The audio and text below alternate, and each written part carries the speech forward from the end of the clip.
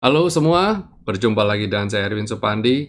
Senang sekali bisa berjumpa dengan Bapak Ibu dalam video market review untuk perdagangan tanggal 9 Februari 2021. Saya harap Bapak Ibu semua ada di dalam kondisi yang sehat walafiat ya. Oke, sebelum saya mulai, saya mau ajak Bapak Ibu untuk mereview sedikit apa yang sudah saya share kemarin di video market review ya.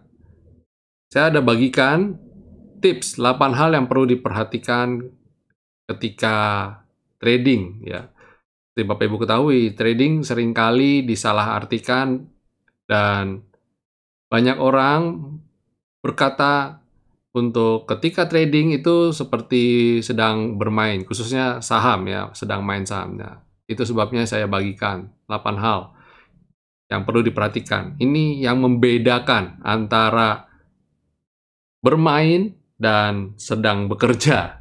Jadi trading di sini, trading saham di sini ada bagian kita yang harus kita lakukan dan ada PR yang harus kita kerjakan.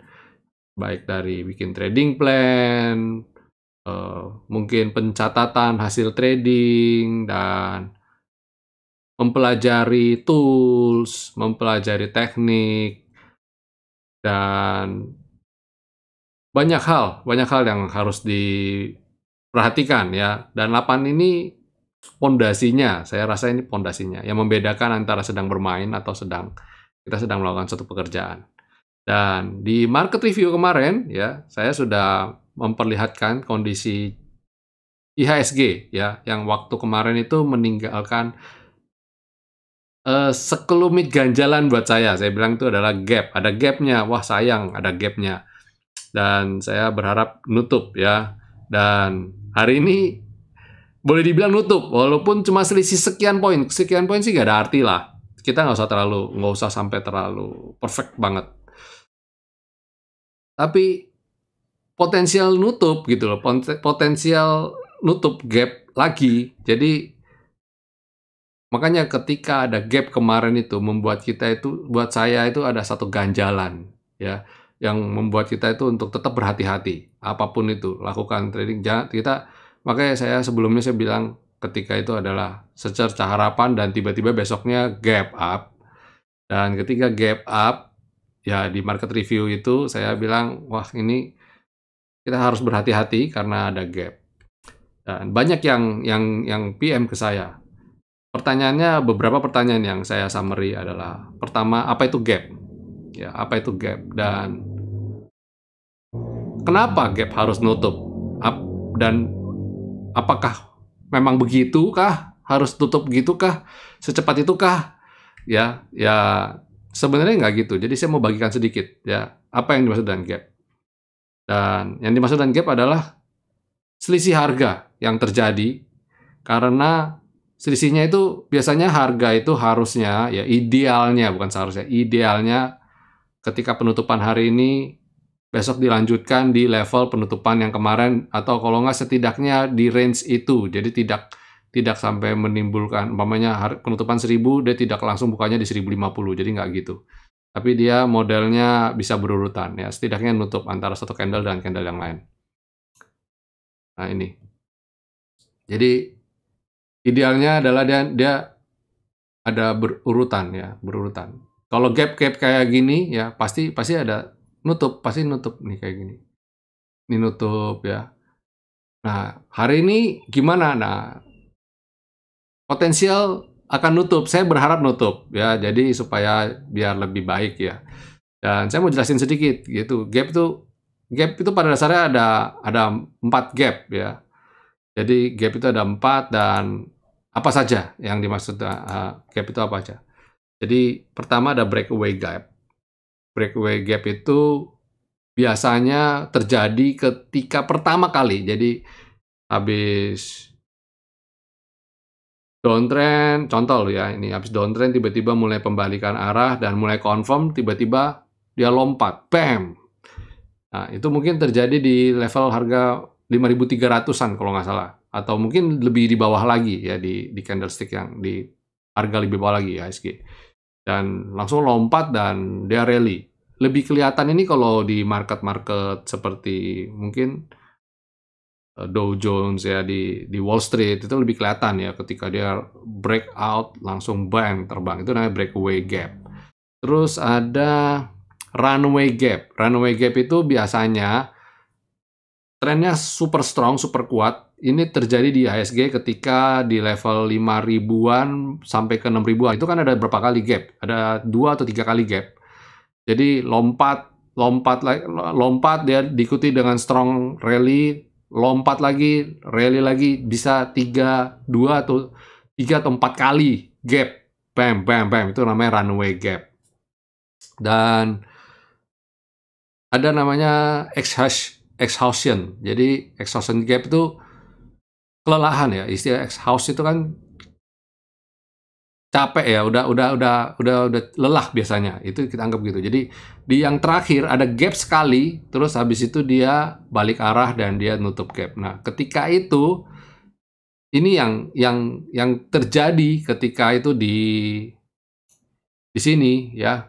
Ini kan sempat gap nih, bam, ya kan, lompat gap. Terus kemudian ketika dia dua candle itu dan dia langsung kasih doji gini, itu sebabnya saya bisa mendetek. Banyak yang bilang, Pak Erwin kok mendeteksi kalau IHSG sudah overheat kok bisa gitu loh, kok bisa early banget, bisa cepat banget. Nih salah satu rahasianya, salah satu yang saya beritahu rahasianya itu ini.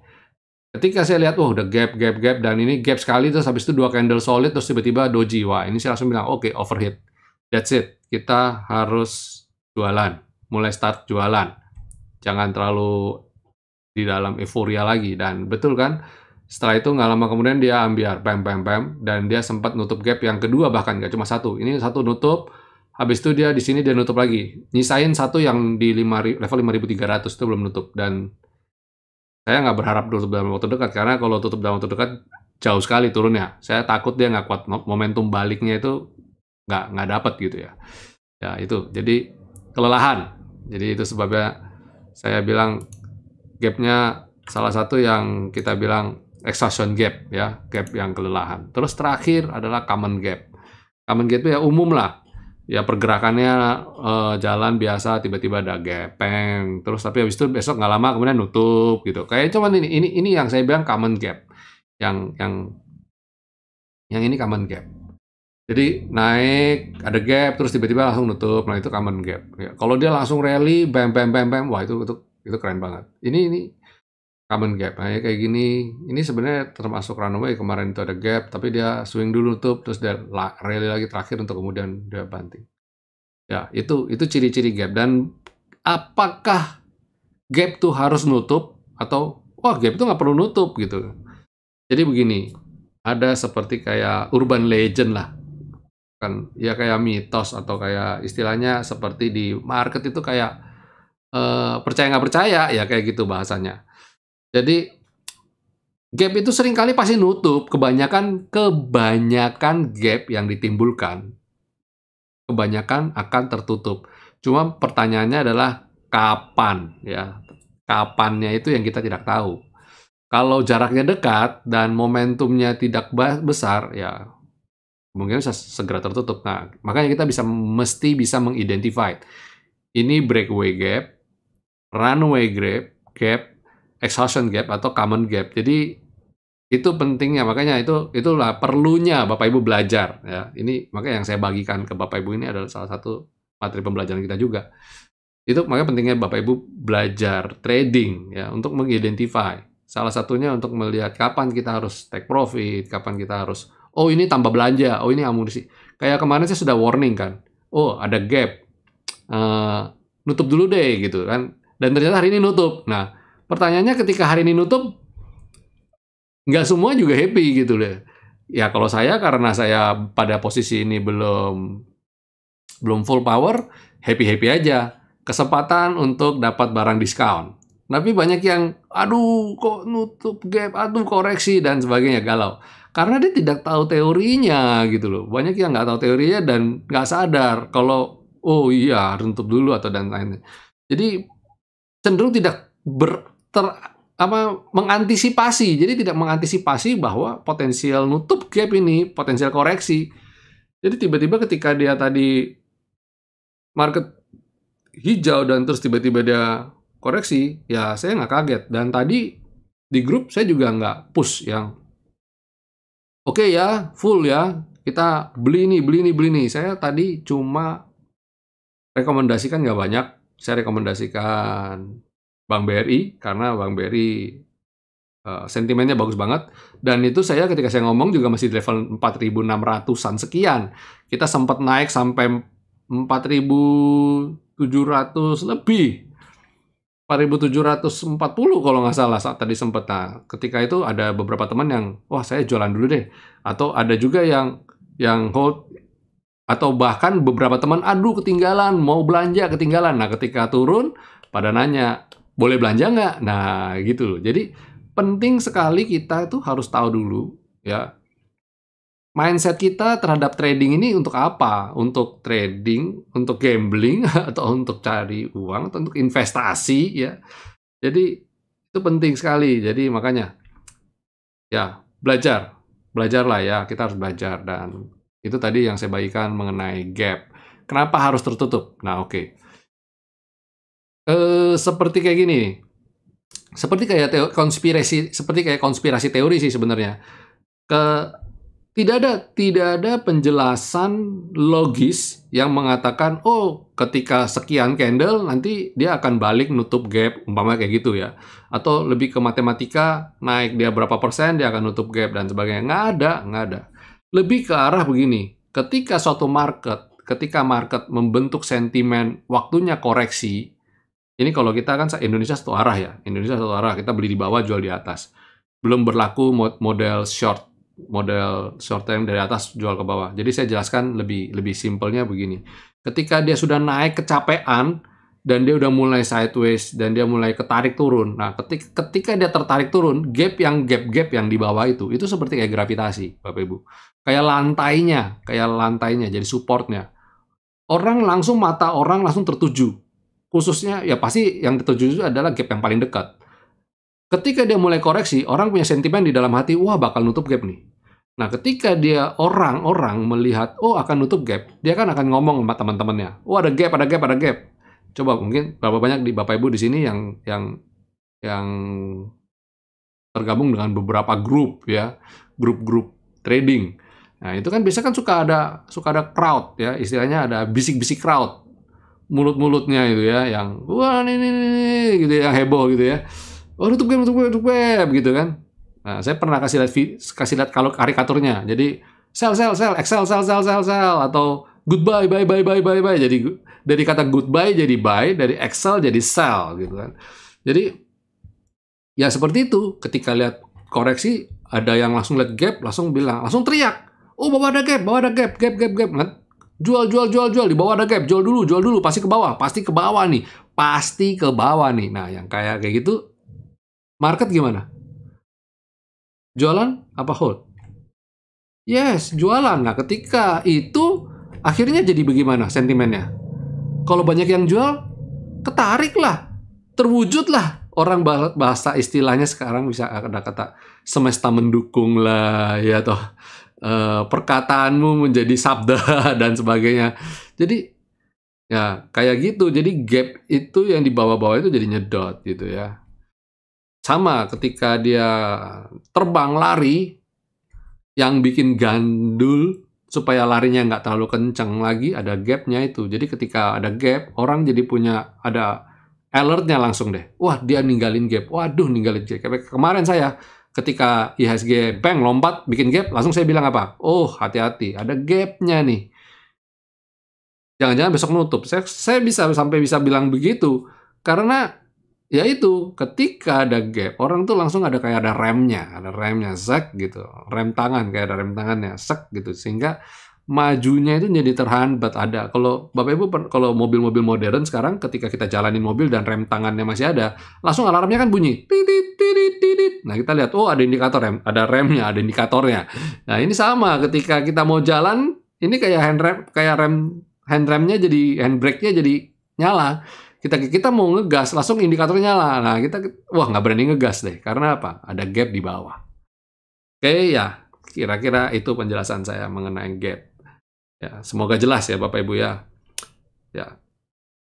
Oke, kita mulai ke market review ya. Jadi itu sekilas sekalian saya juga mengiring ke market review. Sebelum saya mulai, sekali lagi saya ajak Bapak Ibu untuk subscribe ya. Dan jika Bapak Ibu senang dengan market review saya, dengan tips-tips yang saya bagikan, jangan lupa untuk beri jempol dan dukung channel kami untuk semakin berkembang ya, channel YouTube Winnerstocks Indonesia, dan Bapak Ibu membagikan video-video ini. Semakin banyak orang yang tahu akan semakin baik ya.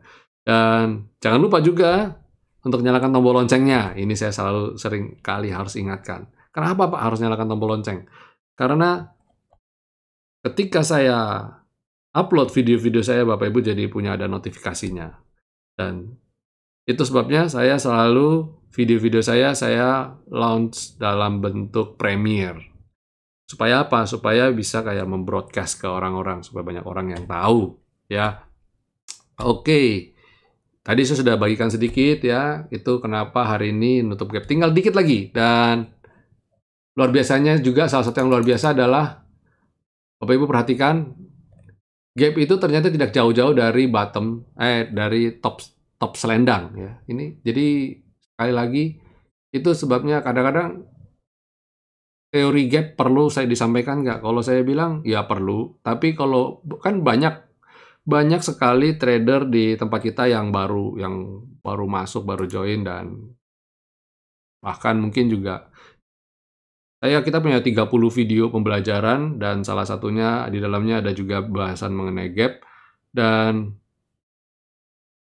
mungkin mereka nggak sampai sana, belum nyampe sana ya. Bayangkan 30 video loh, kita kasih materi kita ya untuk trading 30 video. Jadi cukup banyak, dan dari video market review ini mereka juga secara nggak langsung juga mempelajari, dan saya cukup perlu menekankan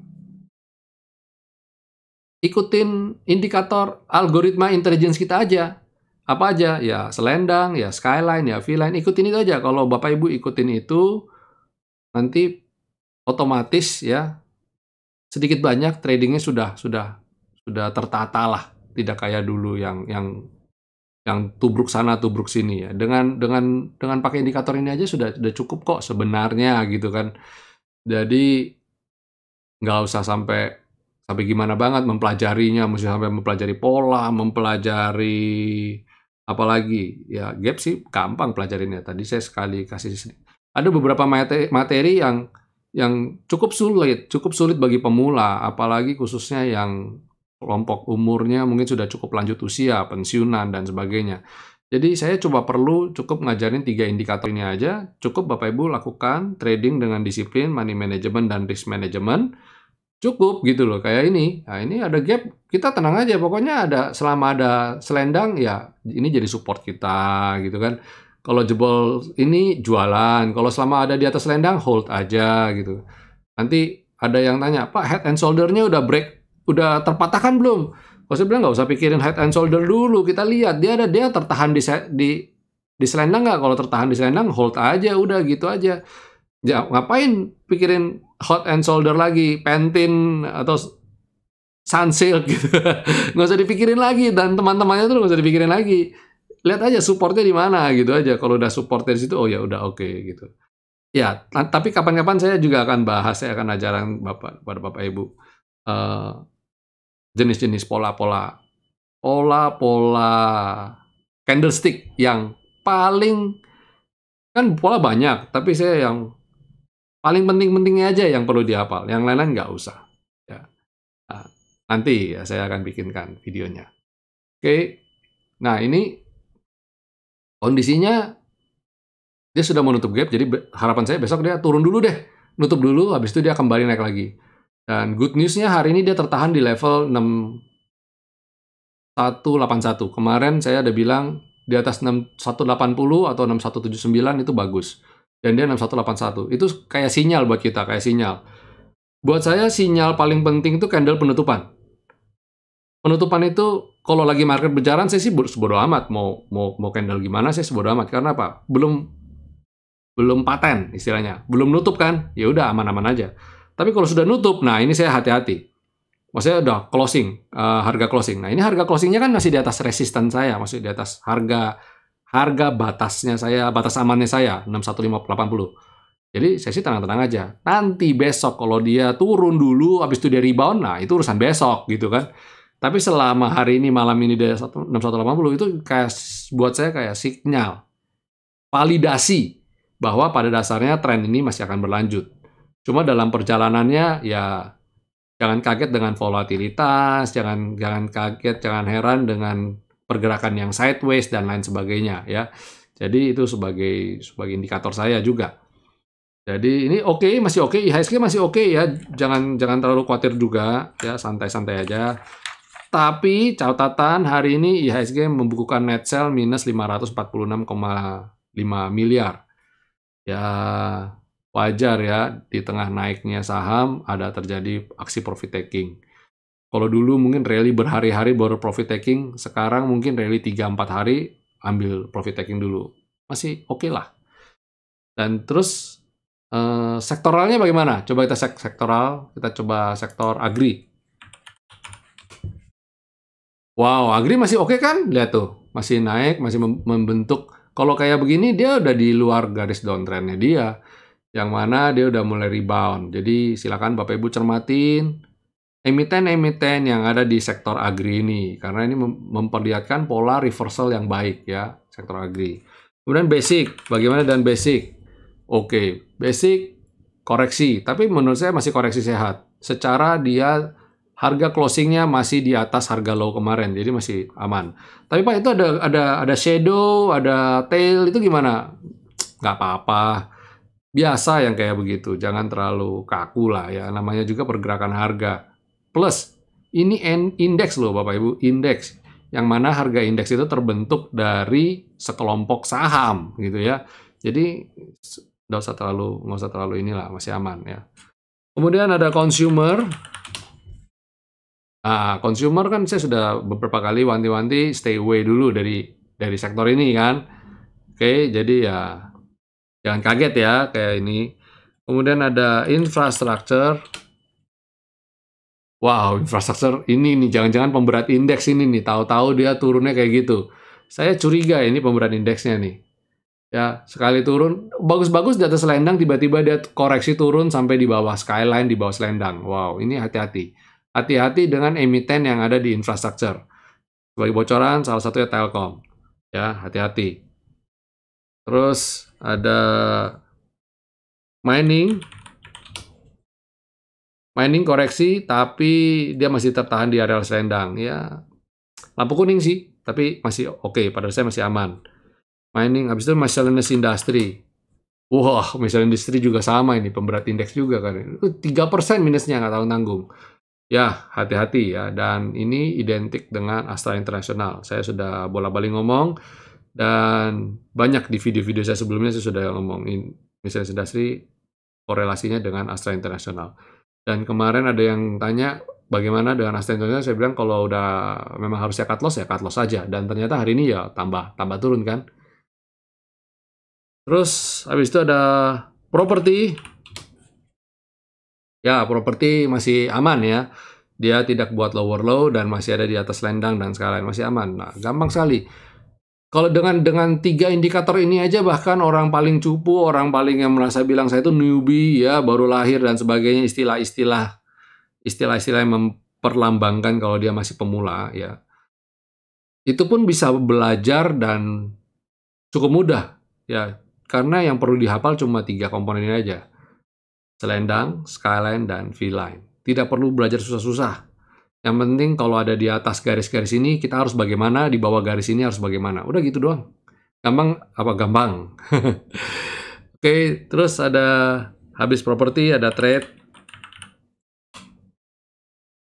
Ya, trade ini juga bikin lower low, jadi hati-hati ya.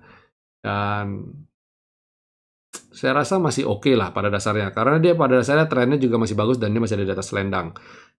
kita jaga dia aja diserok di areal selendang ya. Siapa tahu dia bisa mantul kembali, balik lagi. Ya, itu rasanya sektoral sudah semua ya. Sektoral, saya akan berikan 5 saham. Oh, hari ini nggak ada 5, hari ini 4 aja.